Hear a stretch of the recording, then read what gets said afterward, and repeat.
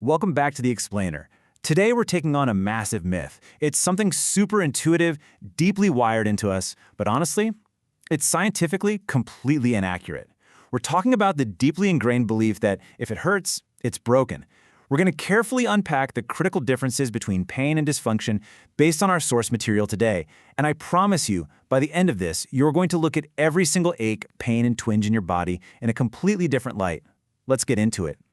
So, right out of the gate, does pain always mean damage?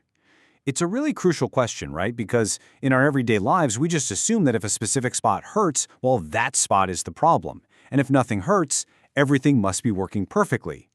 But, as the source text reveals, while pain and dysfunction are definitely intricately related, they actually operate through completely different mechanisms. It's kind of wild once you see it. Okay, let's actually define what we're talking about here. Pain is, at its core, an output of your nervous system. It's a perception. Think of it like this. Your central nervous system takes in a huge amount of data: tissue stress, inflammation, your past experiences, your emotional state, even what's going on in the environment around you, and it calculates, hey, are we in danger? So pain isn't literally a direct measure of tissue damage. It's more like an internal alarm system telling you there's a perceived risk. Now, contrast that internal alarm system with the actual nuts and bolts of your body. Dysfunction is a mechanical, behavioral, or physiological deviation from optimal function. We're talking about altered movement patterns, imbalanced load distributions, or inefficient force transfer. Basically, dysfunction is all about structure and behavior.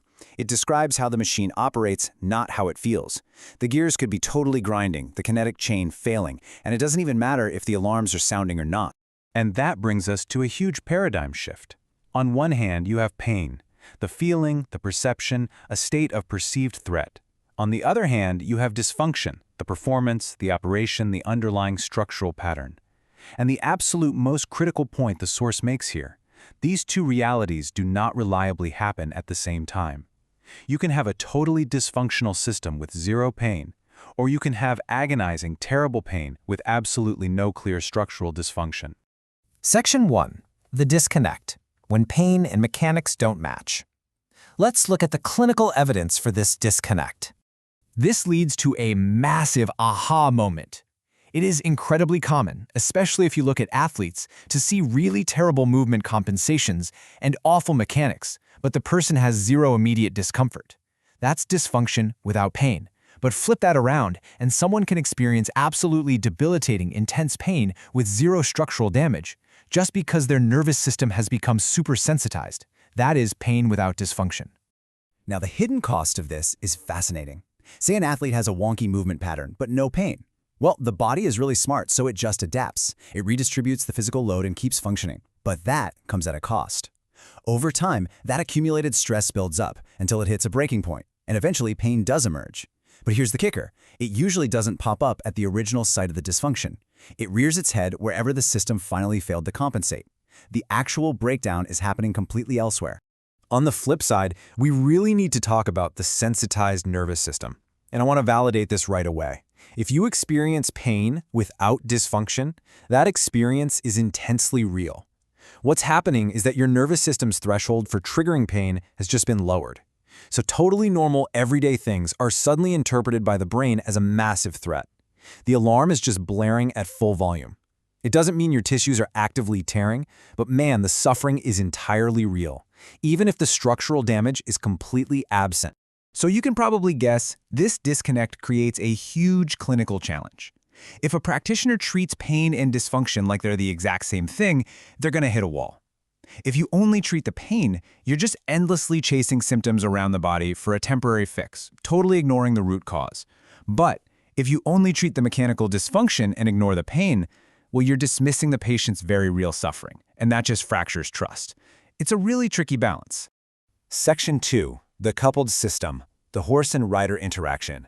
Let's jump into a really fascinating real-world application from the source. Working with horses is actually the perfect real-world laboratory for these concepts. Horses constantly show mechanical dysfunction through super subtle changes in how they move or behave, way before they show any overt signs of pain. Because of this, vets and trainers often target those mechanical issues before the horse's internal alarm system even goes off. Sometimes the only clue you get that the mechanics are failing is just a little bit of behavioral resistance from the animal. The source puts it perfectly. The system operates as a coupled unit, where pain and dysfunction can originate in one component and manifest in another. Really think about that for a second. A rider might have their own physical discomfort, which makes them shift their weight, right? That slight shift creates a mechanical dysfunction in the horse. Or, conversely, a dysfunction in the horse forces the rider to compensate, eventually causing the human to feel pain. Pain and dysfunction literally cross over between two entirely different beings sharing the exact same system. How amazing is that? Taking this shared system back to a human framework, we really have to view this through what's called the biopsychosocial model. This is an approach that understands health by looking at how biological, psychological, and social factors all interact with one another. Under this model, pain is a protective output from a crazy blend of your mindset, your social environment, and your biology. Dysfunction, on the other hand, is the physical, structural expression of those exact same influences building up over time. Okay, so how do we actually tell them apart in real life? The source gives us some highly actionable steps. Step 1. Check the context. If the pain changes super fast based on the environment or just getting some reassurance, you're probably dealing with the nervous system, a jumpy alarm. Step 2. Check the mechanics. If the movement patterns stay consistently altered no matter what the pain is doing, then you are definitely looking at a structural mechanical dysfunction. And we always have to remember this critical clue. Where it hurts and where the dysfunction is rarely line up perfectly. The exact spot on your body that's screaming at you is usually just the victim of a breakdown happening somewhere completely different. The place that hurts is just where the compensation finally gave out, not necessarily where the initial mechanical failure actually started. It all boils down to this. Pain reflects perception. Dysfunction reflects performance. Recognizing that distinct difference is the absolute secret to a comprehensive approach to health. You just cannot treat them as interchangeable concepts. By separating the feeling from the mechanics, we can finally stop that endless, frustrating cycle of chasing symptoms and start dealing with how our biological systems actually operate. Which leaves us with this final and I think really provocative thought. Don't just remove the pain. Ask yourself, how can you improve the entire system? Once you realize that pain is incredibly meaningful, but not the whole story, and that dysfunction matters even when absolutely nothing hurts, our whole focus shifts. We stop just trying to yank the battery out of the smoke detector, and we start making the whole house run better. Thanks so much for joining me for this explainer. Keep focusing on those underlying mechanics, and I'll see you next time.